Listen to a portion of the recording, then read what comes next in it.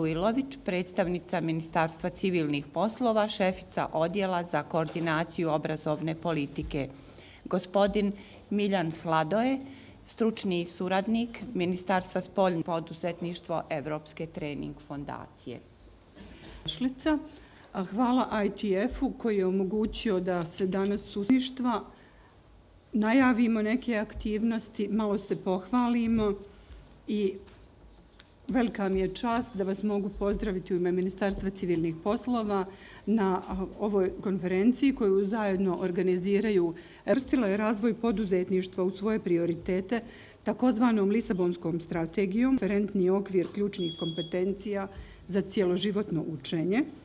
komunikaciju, kulturološke kompetencije, učiti kako se uči, nastavne planove i programe za osnovne škole, ali i ranije, već uvrti od njih poduzetnički način razmišljanja, kreativan, inovativan, smio